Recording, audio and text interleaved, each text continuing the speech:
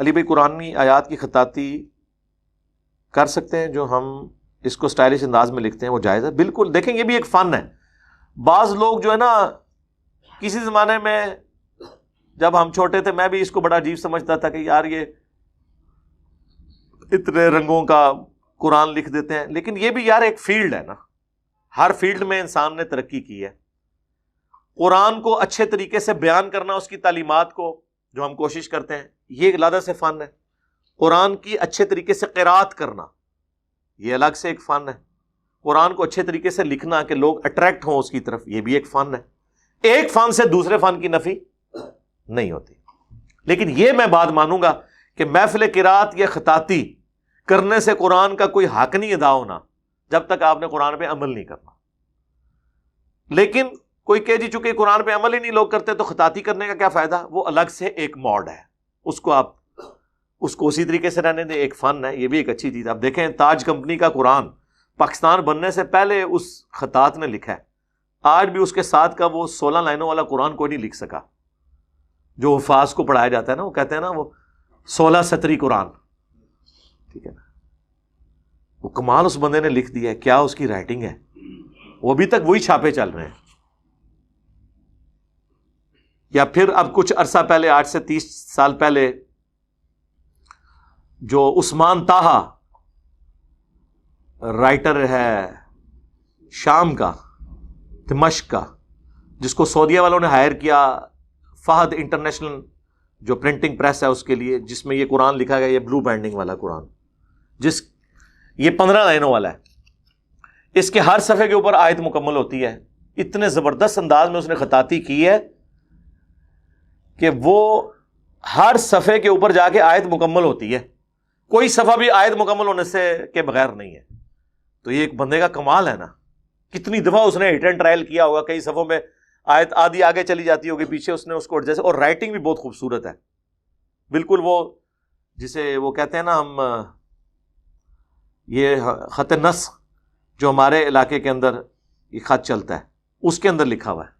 ایک وہ خط ریحان، وہ جو چپٹا کر کے لکھا جاتا ہے عربی سٹائل میں، وہ گرین بائنڈنگ والا ہے، وہ الگ سے ہے. وہ ہمارے لیے ذرا پڑھنا مشکل ہوتا ہے، یہ ہم لوگ آسانی سے پڑھ لیتے ہیں. ہمارے اذکار کارڈ بھی ہم نے اسی خط میں. اب تو یہ محمدی بولڈ فانٹ کے نام سے نا مائکروسافٹ آفس کے اندر بھی، ورڈ کے اندر بھی یہ آ چکا ہے فونٹ. ان پیج بھی اب ایسے آ گئے جن میں یہ فونٹ موجود ہے، محمدی بولڈ فونٹ کے نام سے، محمدی قرآنک فونٹ. پہلے صرف دارالاسلام والوں کے پاس تھا، اس وقت انہوں نے 20-22 لاکھ روپے دے کے اس کو مینج کیا تھا، وہ دیتے ہی نہیں تھے کسی کو. اب تو خیر وہ سب لوگوں کے پاس آ چکا ہے. تو یہ بھی الگ سے ایک فن ہے، لیکن اس کے اوپر اتنی ایفرٹ نہیں پٹ کرنی چاہیے کہ باقی سارے معاملات رہ جائیں. قرآن کی آیات ایسی جگہوں پہ بھی نہیں لکھنی چاہیے کہ جہاں پہ لکھنے سے توہین ہو جائے. اب یہ آپ دیکھیں، یہ جلسوں کے اشتہارات، جلسے میں 40-50 بندے آتے ہیں. اب آپ کو پتہ ہے لوگ تو یوٹیوب کے اوپر معاملات دیکھتے ہیں، اور 40-50 ہزار سے زیادہ کے اشتہارات وہ چھاپ دیتے ہیں. پھر چھوٹے چھوٹے بچوں کو وہ لیوی کے ڈبے دے کے، جس میں وہ سریش وغیرہ یا سلوشن ہوتا ہے، وہ جگہ جگہ پہ وہ لگاتے ہیں. ان بیچاروں کو کوئی پتہ نہیں ہے، کہیں نیچے سے نالا ہے اس کے اوپر لگا دیتے ہیں. 3-4 دن بعد بارش ہوگی، وہ وہاں سے پھٹ کے اس کے اندر گرے گا. گندگی کے ڈھیروں کے پاس لگائے ہوئے ہوتے ہیں. میں تو اشتہارات جو اس طرح کے لگنے، ان پہ آیات لکھنی، اس کے بالکل خلاف ہوں. ایون نام بھی لکھے ہیں علماء کے، ظاہر ہے ان کے بھی حروف تہجی قرآن کے ہیں. ٹوائلٹ میں شیعہ کافر کسی نے لکھا ہوا ہے تو یہ سارے الفاظ قرآن کے ہیں. یہ کس طرف آپ کو لوگوں نے لگا دیا ہے؟ بینرز لگائیں. کسی نے جلسہ کرنا ہے، پروگرام کرنا ہے، بینرز لگائیں، اور گن کے بینرز لگائیں جلسے سے 2-4 دن پہلے، اور بعد میں اتار کے اسے سنبھال لیں تاکہ اس کی بے حرمتی نہ ہو. اس لحاظ سے میں کریڈٹ دوں گا دعوت اسلامی والوں کو. یہ سبز پگڑیوں والی جو جماعت، ہم اس میں رہے اتنا عرصہ، ہمیں تو بینرز ایشو ہوتے تھے اور پھر وہ بعد میں اتارے جاتے تھے. ایون میلاد کے جو جھنڈے بھی دعوت اسلامی والے لگاتے ہیں نا، وہ جب جھنڈا ہے وہ وقت گزر جاتا ہے، جھنڈے اتار کے سنبھالتے ہیں. وہ یہ نہیں ہے کہ وہ جھنڈیاں لگانے کے جہاں پہ گرتی نہیں. اس طرح نہیں ہونا چاہیے. باقی سوشل میڈیا نے، فیس بک نے تو اب اتنے مسئلے آسان کر دیے ہیں کہ آپ شیئر کروائیں. اب لوگ تو اس شیئرنگ کے اوپر آ رہے ہوتے ہیں. بینر پڑھ کے کون آتا ہے؟ اتنا کس کے پاس ٹائم ہے کو بینر پڑھ کے آ جائے گا؟ لوگ تھکے ہارے جب رات کے وقت آتے ہیں تو آ کے اسمارٹ فون ہی اٹھاتے ہیں. تو اس کے اوپر آپ شیئر کروائیں. لوگ کو اگر آپ نے دعوت دینی ہے تو اس موڈ کو آپ یوز کریں. تو خطاطی فی نفس ہی کوئی بری چیز نہیں ہے. سٹائلش انداز میں بھی لکھیں, لیکن وہ اتنا بھی سٹائلش نہ لکھ دیں کہ وہ لفظ کچھ سے کچھ اور بن جائے. یعنی اب یہ نستعلیق کے اندر اللہ جو لکھا جا رہا ہے نا, یہ وہ اللہ کے بجائے اللہ دی بن گیا. آپ پرانی نستعلیق دیکھیں نا, اچھا مجھے نہیں سمجھ آتی تھی یہ اللہ کیوں لکھتے ہیں. پیر میر علی شاہ صاحب کا نا ایک ہینڈ ریٹن میرے پاس نا, کسی کتاب میں ان کا کوئی ہینڈ ریٹن خط تھا,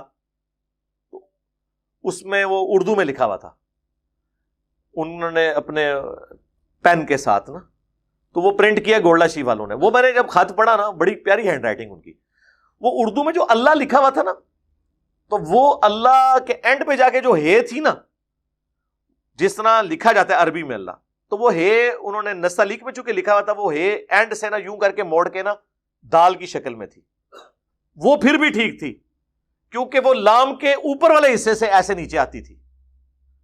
لیکن آہستہ آہستہ وہ اوپر کی بجائے نچلے حصے سے یوں آنا شروع ہو گئی. تو اب پریکٹیکلی آپ نستعلیق میں اللہ دیکھیں نا, تو وہ اللہ لکھا ہوا, وہ دال لگتی ہے ساتھ جڑی ہوئی. اس لیے آپ دیکھیں میرے جتنے ریسرچ پیپرز ہیں, جتنے اذکار کارڈ ہیں, ان میں آپ کو اللہ کا لفظ, باقی ساری رائٹنگ ہوئی ہوگی نستعلیق میں, جہاں اللہ کا لفظ ہوگا نا, ہم نے اللہ دوسرے والا لکھا ہے, وہاں پہ ہم نے عربک فونٹ لگایا ہے, کیونکہ نستعلیق میں وہ اللہ بن جاتا تھا.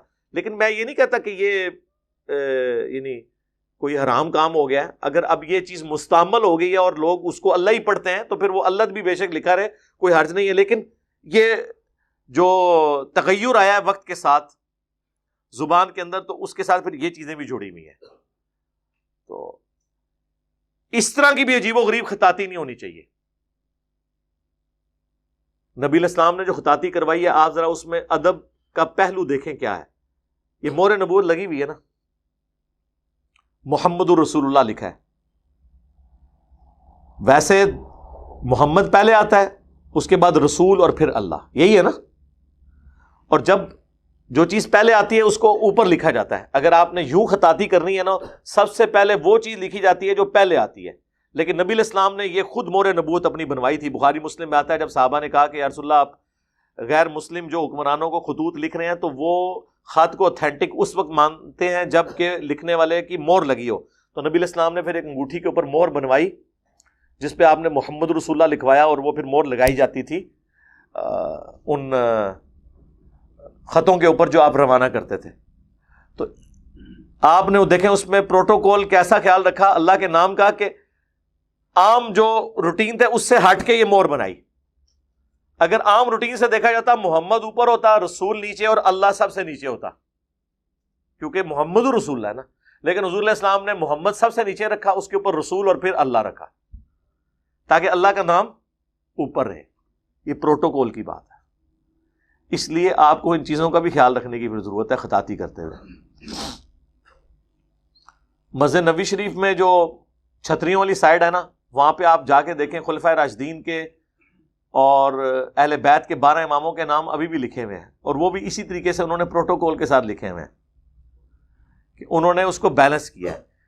اللہ, محمد, ابو بکر, عمر, پھر عثمان, پھر علی, پھر طلحہ, پھر زبیر, اس طریقے سے وہ لے کے چلے ہیں ترتیب سے.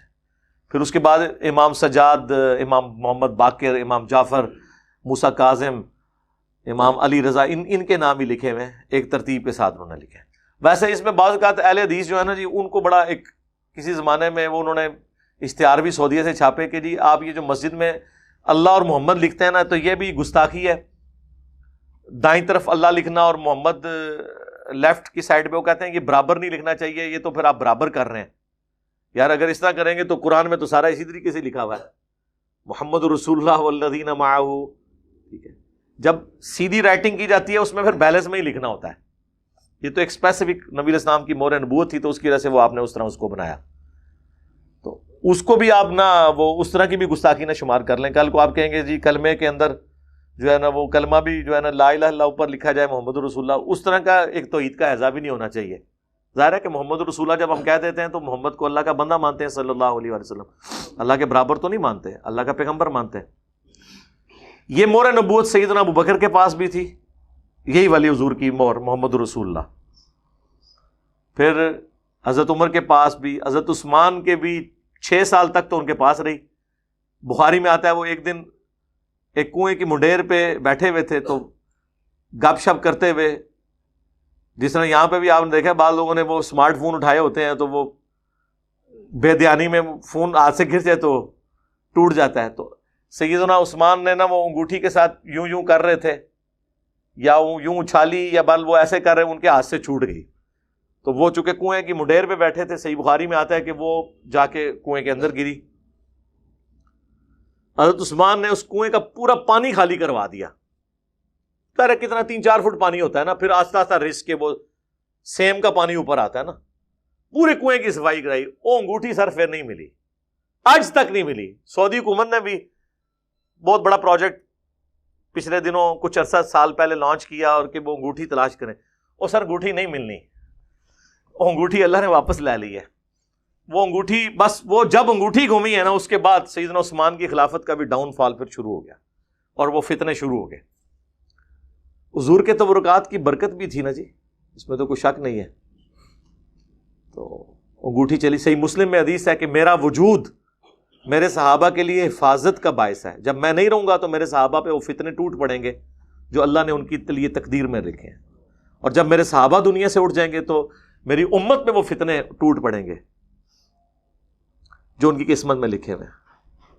یعنی بابے جب صحابہ اٹھ جائیں گے تو بابے ہی رہ جائیں گے نا پیچھے. ٹھیک ہے نا جی.